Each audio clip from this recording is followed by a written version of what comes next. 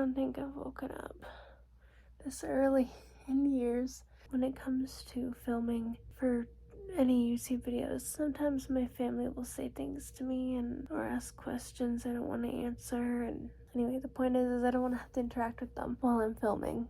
So I thought maybe the best way to do it would be to get up really early before everyone else. But I really, really, really want to go back to bed. Oh, I'm so tired. But I'm gonna get up. And I'm gonna bake.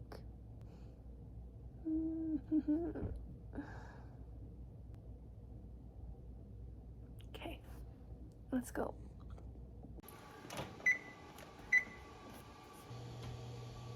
It's quite difficult to be as silent as a mouse when it's so silent at such an ungodly hour. So the fear of getting my head ripped off by my mom added a bit of a spicy challenge to what would normally be a pretty relaxing and easygoing activity.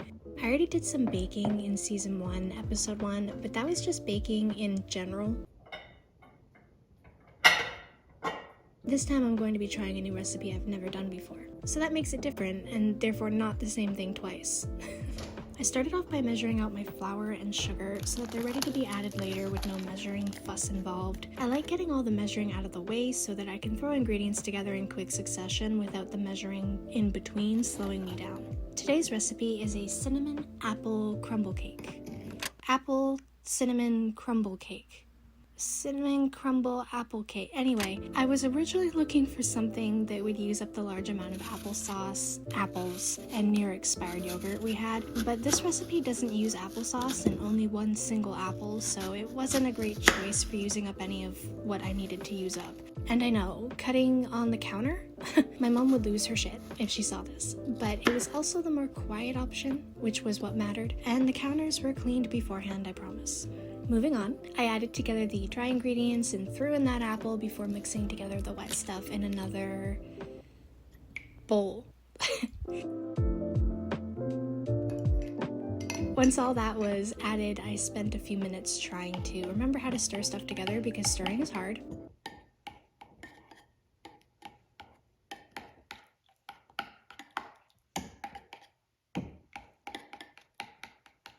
And then added that applesauce looking mess to the dry and combined. The final step to this is the cinnamon crumble topping, which is made out of, you guessed it, cinnamon, sugar, startling loud noises. That's very important, don't forget that, and melted butter.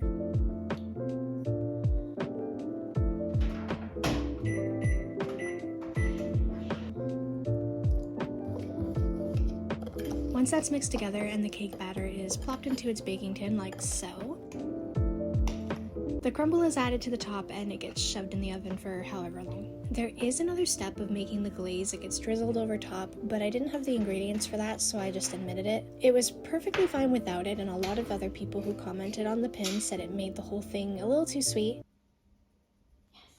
But I do plan to make it next time and see how it is myself.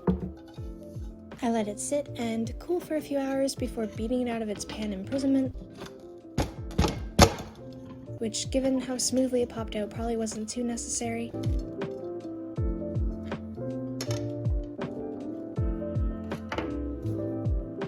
I waited a few hours to have a slice. I didn't want to have cake too early in the morning, not that what time you eat cake makes much of a difference to anything at all. I did have 2 slices that day because it was that good, so 10 out of 10 recommend making this when you get the chance. I'll have the recipe linked in the description box below.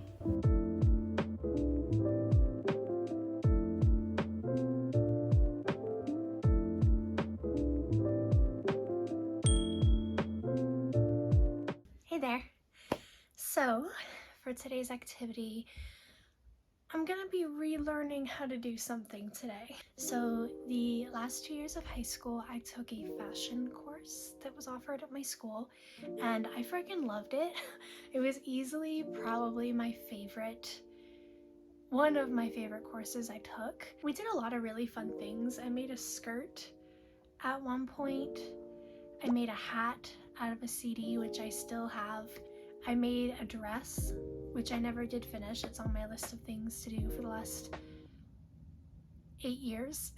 Some of the projects that I worked on, I might have been marked for doing certain aspects of it, but a lot of them I didn't finish. And one of those things was a scarf that I was knitting, and I don't think I got very far. I think it was only like maybe this big, something like that maybe. Like it'll be 9 years this year since I learned how to knit, and I've never done it since. Like I did it for that like couple of days in class that we were doing it, and then I never touched it again. I thought for sure I had it in my closet still, but unfortunately I can confirm it is one of those things that I left at my grandparents' place.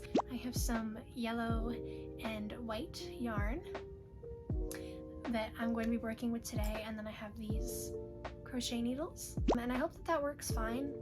I don't know if there's a real big difference between knitting and crochet needles, but I'm sure it's essentially the same thing. Yeah, I get the feeling now that I'm looking at it, knitting needles don't have the hooks on the end of them. I guess that's the difference. I'm probably wrong about that, but anyway. And I'm just gonna learn a basic knit. I'm not doing anything crazy.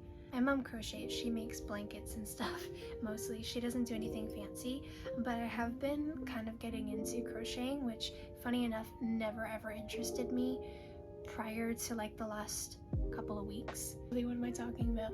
It's been more like a couple of days that I've been like heavily watching things on Pinterest, and it's mostly because I liked one thing and saved it, and then Pinterest just keeps feeding me new things to look at, and then I'm like, oh, that's actually really cool, or oh, that actually doesn't look that difficult, or whatever, and then I'm saving more things, and then it's feeding me more stuff, and it's just, anyway.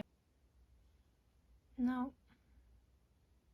So it's piqued my interest, and I know that knitting and crocheting are different things, and I know that there's a lot of different methods to do either of those two things, but I feel like this is going to be good because it's going to be sort of the starting point to getting me into crocheting and knitting, and hopefully maybe eventually making something of my own. I would like to make a sweater, actually. That's on my bucket list for well next year. But it's something that I have in my mind that I want to do next year. I want to make a sweater. I know I'm gonna have to start off with easier things first, but that's like ultimately where I want to get to next year, is making myself a sweater. I messed it up. I got this piece mixed in. I'm gonna have to start over. I am finding this quite easy, actually. I think I'm gonna start over because I messed it up twice, actually, because the first time I kept crossing the stitches over one another at the top. I didn't realize they were supposed to stay crossed over the way that they were. So I'm going to just gently undo the stitch, and then I'm gonna start over. Oh, this is a mess. It's gonna take me a little bit. I know I might as well probably just cut it, but yarn is expensive these days. I don't want to waste it. 5 minutes later. Brings me back to the beginning. You can start over and hopefully do it right the second time. Pull it through. I must be missing something because that's gonna take it right off. I gotta watch the beginning again. Because I learned a different way to start, and then I watched another video for the second row onward. We're then going to stick our grip that yarn. Okay. And stick your thumb up like you're giving somebody the thumbs up. I'm then going to put my thumb to the back of that yarn, bring it to the front, and scoop the yarn up. Okay, that's so much easier than the way I was learning before. Back, And forward. we're going to slide our thumb out whilst tugging. Got it. Forward. This might take a little bit of practice, but I think I'm gonna be knitting in no time. I think I'm gonna be a pro by the end of the year. I'm starting over. I'm sorry if this one was a little bit boring. There's not really much to knitting, so it's sort of a boring thing to watch, I guess, maybe, but that's what I felt like doing this week. That's what I had scheduled. And I'm happy I finally did it because I've been procrastinating this for a while, and now I can just work on this little knitting project, whatever this ends up becoming. All right, that's it for today's activity. I will see you next week. Good morning. So today is Sunday. Obviously, most of these are filmed on Sundays, and today I'm going to be doing a makeup tutorial. So as you've probably noticed by now, if you've watched enough of my videos, you'll know I don't wear makeup very often. As much as I love makeup on other people and I think it's super cool, it is something I've never really developed a skill for myself. Because I don't go out anywhere, I don't do anything. At the moment, this strictly is just for my own personal fun and enjoyment. It's not something I'm doing so that other people will see it. Most people aren't going to see it except for you guys. But I thought, you know, over the last few years, that is something I keep meaning to try to get into, to start doing, and I just never do. So that's what we're doing today. I apologize for all the noise that's going to be happening. My mom's doing some renovation stuff in the basement, so you're going to be hearing a little bit of that as we go. I can count on two hands how many times in my lifetime since the age of 14 up until now, how many times I've worn makeup. That's how little I wear it, that I can actually vividly remember each and every time I wore it. Because I didn't use a lot of that makeup that I used to own, I ended up throwing out large amounts of it a couple years ago because it, like, makeup goes bad, right? So I have actually very little makeup that I can make use of because I got new makeup, I think it was Christmas 2020 or Christmas 2019, one or the other, and my mom bought me an eyeshadow palette, matte. I said I didn't want the sparkle one, and I regret that now because I actually really love sparkly makeup and I wish I would have realized that sooner. And then also blush. She bought me those two things. Eyeliner, both the pencil version and the liquid version. And then I have an assortment of different lipsticks, but I'm 90% sure that all of them are bad. Now, probably. I won't be wearing lipstick today, and I won't be doing the foundation because like, I have zits and I have acne scars, as you can see. Especially around my chin area, but I don't really want to get used to covering them up because I want to feel confident in my skin even with my acne scars.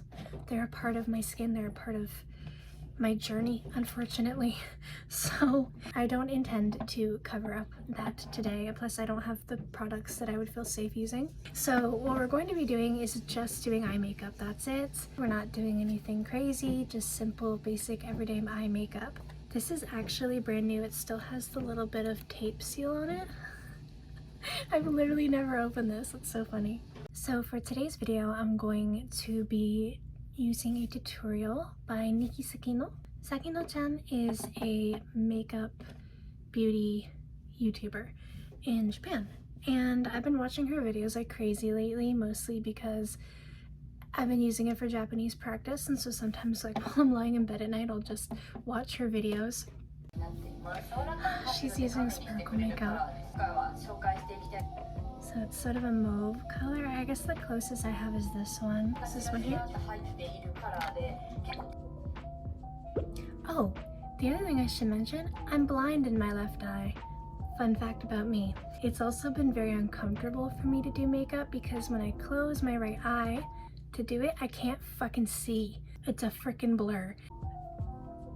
That's actually really funny that I completely forgot that fact about myself.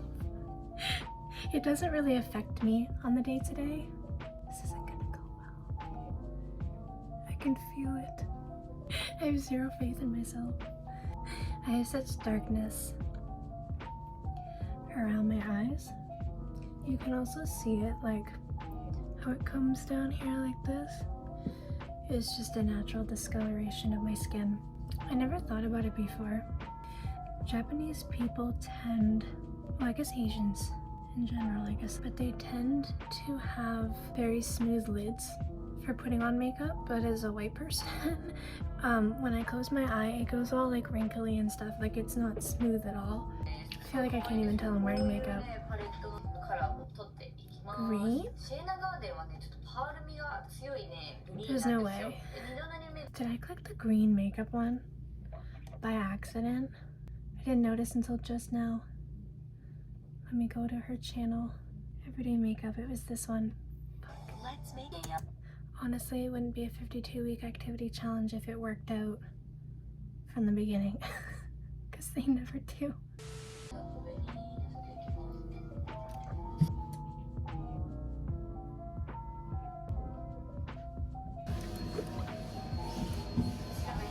It looks awful.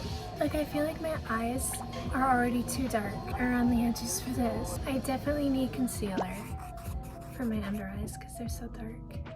I don't know what to do. Do I do liquid liner or do I do...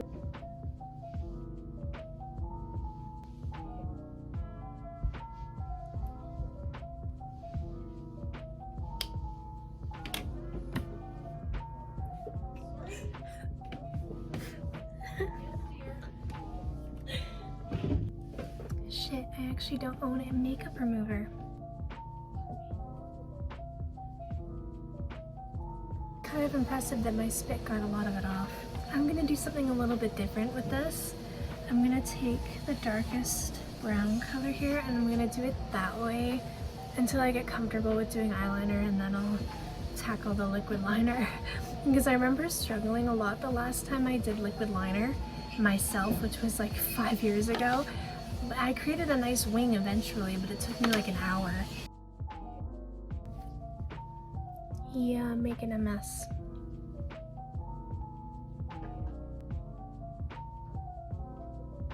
Let's do the other eye.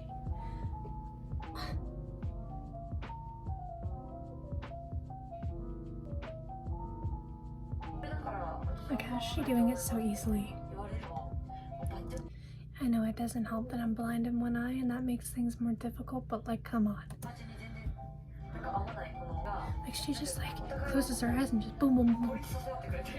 What is up with that? I hate mascara with a passion, so I don't own it at all. And I won't be using it.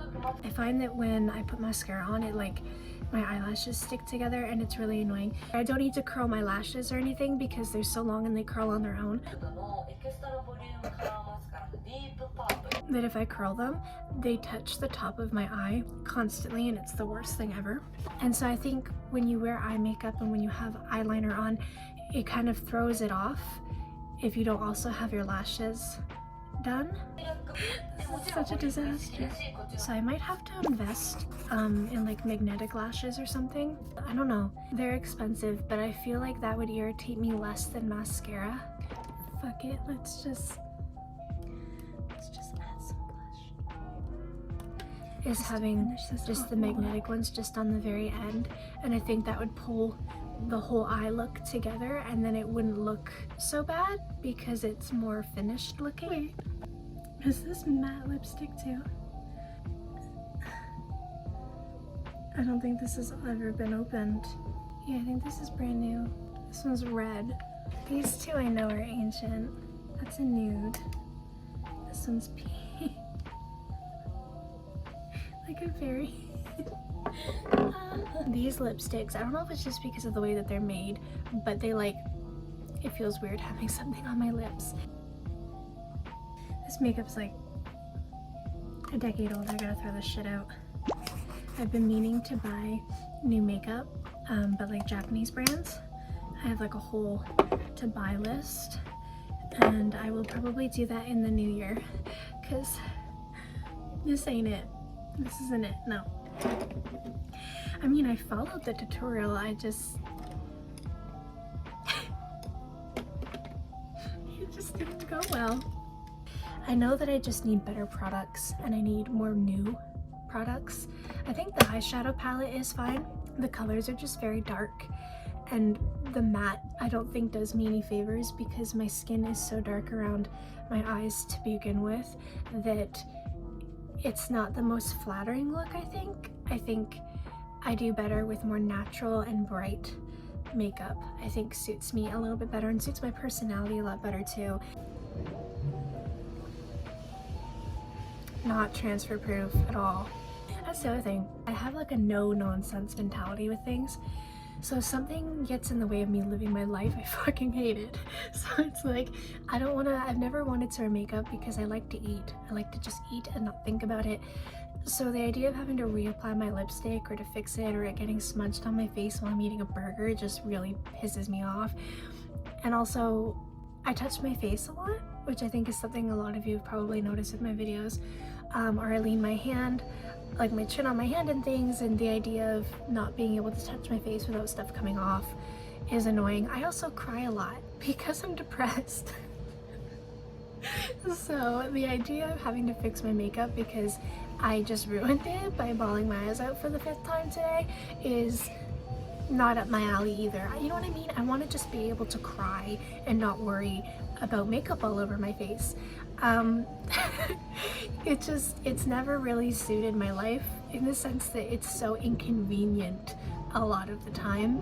But I don't know, it's weird. There's something about makeup lately that has really caught my attention and caught my interest. I don't know if it's just an ADHD hyperfixation that's starting to form here, but that's kind of been lingering for a couple of years. I've just never pursued it per se, and so I think in the new year 2023 I think that's going to change, and I think I'm going to start making more of an effort to pursue this interest wherever it takes me. If I end up deciding that this really doesn't work for me, then I just won't continue doing it.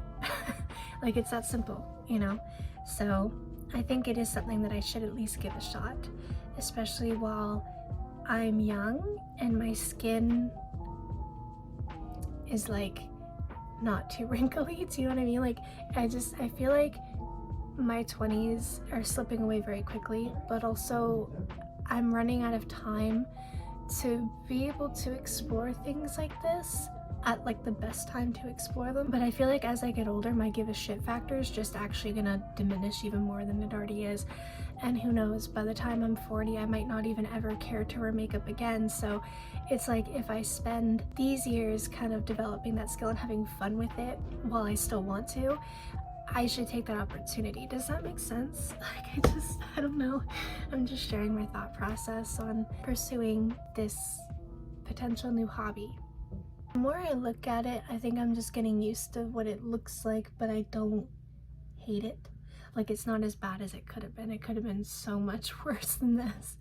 So I will take this as a win, but hopefully the next time I do my makeup on camera, hopefully the end result will be a lot better, and hopefully I will feel more confident about it in the end. So that is it for today's activity, and I will see you next week. Good morning, or good afternoon. I think it's actually past noon now. For this week's activity, we're going to be doing a DIY off of Pinterest. Obviously, if you've been on Pinterest, you know it's full of stuff like that. The amount of ideas and inspiration that can be found on Pinterest is endless. So I thought it would be fun to finally sit down, take some time to do one of those many crafts that I have saved that I've just never looked at again, or have been like, oh, that would be fun to do, and then never did it. So with that in mind, I pored over my Pinterest boards. I tried to find something that I could do, and I kind of knew I wanted to do it as a gift for my grandmother for Christmas. That was something I decided quite a few months back. And so I had a few that I was thinking of, but ultimately I decided on these cute little fairy houses that you make out of jars. I have so many empty jars that I've just saved from all kinds of things, so I thought it would be good to finally get some use out of some of these jars. So the first step is going to actually be building the roof. I think I want to get the roof done first, because I know that painting the jar itself is going to be probably the easiest part about this. So I want to start with the difficult part, because if this doesn't work, I'm gonna have to figure something else out. So it's important that I get the hard thing over with first. It's just getting thicker and thicker as we get to the top, so it's getting kind of difficult. Now that I'm using thicker material, it's worsening that. Maybe if I split it in half. Here we go. This morning I was making oatmeal, and a lot of the time I make it with applesauce. And so I have a clean applesauce container. I have no idea what I'm doing. If if that wasn't already established. I didn't look into this too far beforehand. I saw it, the idea popped into my head, I got all my inspo, and I'm like, yes, I'm doing this. So I failed to realize that a lot of these fairy houses are made out of clay because the clay sticks to the jar. I figured I could just paint the jar, and if you do paint the jar, it's best to use something like chalk paint or glass paint, or paint that will stick to the glass. Apparently my acrylic paints will not do that, especially if they're water-based. If they're enamel acrylic, apparently that's fine, but I believe these ones are water-based. No, 100% acrylic polymer emulsion paint. Oh, okay, wait. That is what people recommended, that it would stick better. So maybe we are good, maybe. I've had a lot of failures with a lot of the activities I've done, and especially because it's a Christmas gift and I really don't have time. Like, I'd have to pick something else if this doesn't work out, so I need this to work. The idea that I'm going for is I'm going to have it look like a house. Because I don't have any clay, I can't build it the way that I could with clay. If I had clay, this would be 10 times easier. This would be so smooth, but I'm gonna have to make the roof by hand. So the idea is basically that I'm going to make this a little fairy house. It's gonna have windows that are going to see through into the glass. There's going to be a battery operated tea light inside, so that when you turn that on, it glows and you can see the light coming out from the windows and things. I thought that would just be kind of a really cute sort of thing. And of course, the lid is going to be the roof, like what the roof is built on top of, so that you can open and shut it, remove the light, turn it on and off, etc. I don't think my nanny's actually going to ever turn the light on, but that's not the point. The point is that you could do it if you wanted to, and that's how I'm going to present it to her, is with the lights off. So she can see what it would look like. If it looks good, if this doesn't turn out, I'm not giving it to her. Every year I make a handmade gift for my grandmother. That's something I've done almost every year for Christmas. It's so easy to just buy something, which sometimes I do if I see something that's particularly nice. I love making things, but I also love making things for people and seeing the joy that something that I made myself brings somebody. Sometimes that kind of feels almost more heartfelt in a way than just buying something. And it also makes the item unique, because that means that nobody else has this item, it's not like something that was mass produced. That said, I think there's a lot of charm in handmade things. I think they're definitely worth doing and giving as gifts. Another thing too I was thinking of doing is having like a rope ladder like hanging down from it, so that when you put it on a shelf, it'll have the rope hanging down. I thought that might look really cute, so I'm gonna figure it out as I go. And just like with the majority of the activities this year, I'm just winging it as I go with very little planning involved. I did do kind of a sketch of what I'm envisioning, so we'll see how close I can get to that.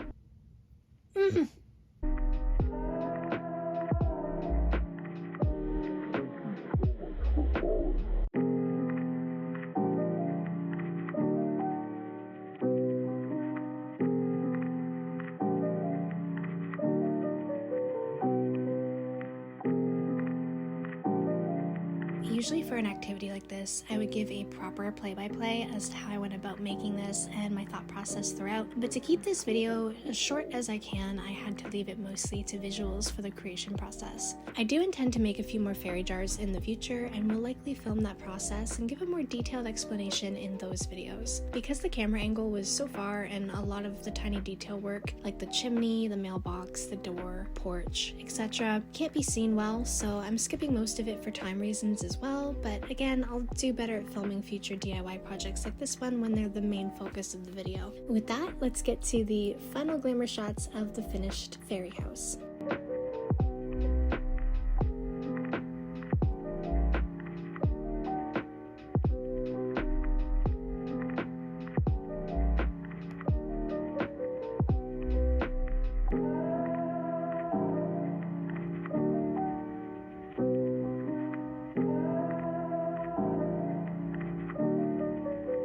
If you enjoyed this episode and want to keep up with this vlog series, feel free to hit the subscribe button. If this is the first episode you've watched, I also have a playlist for this series on my channel, so feel free to check that out if you'd like to watch the previous episodes. Thanks for watching, and I hope to see you in episode 9.